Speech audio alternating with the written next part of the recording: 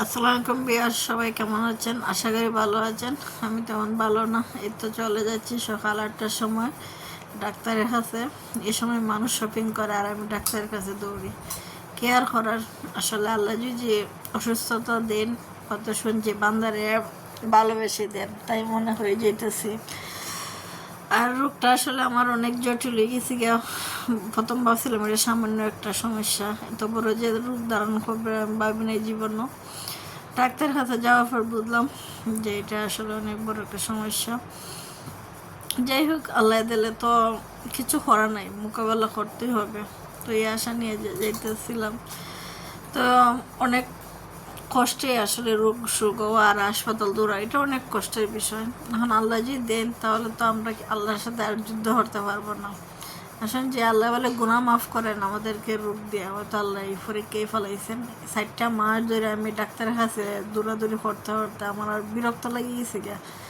আর ভালো লাগে না, এই মেয়ের অসুস্থতা আমার অসুস্থতা ছাড়তেছেই না। যেমন ডাক্তার আর এই ডাক্তার যাই, কোনো সময় সিলেট, কোনো সময় হবিগঞ্জ, কোনো সময় বাহুবল, এই হাসপাতাল থেকে এই হাসপাতাল, এই দৌড়াদৌড়ি, পরে পরীক্ষা, আসলে এগুলো করতে করতে না আমি অনেক ক্লান্ত হয়ে গেছি।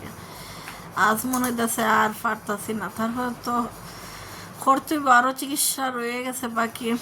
চিকিৎসাটা আসলে অনেক দীর্ঘদিন, তো হাসপাতাল চলে আসলাম, অনেক ভিড়। তো এটা যাওয়ার সময় এখন যাচ্ছি বাসায়, তো দেখলাম একটু সিনারি সুন্দর, তাই একটু ভিডিও করে নিলাম, ভালো লাগছে জায়গাটা। তো তখন উদ্বোধন করবে, একটা পুকুর মনে হবে সরকারি। তো ভাবলাম আপনার সাথে একটু শেয়ার করে নিই। আসলে অবিন শহরটা আমাদের ছোটো একটা শহর, তেমন একটা বড় না। তারপর আমার অবিগঞ্জ শহর ভালো লাগে, থাকতেও ভালো লাগে, ঘুরতেও ভালো লাগে। অনেক কোনো যানজট নাই তেমন। আর অন্য শহরে গেলে তো অনেক যানজট। তো আমার প্রিয় ছোট্ট একটা শহর হয়েছে হবিগঞ্জ।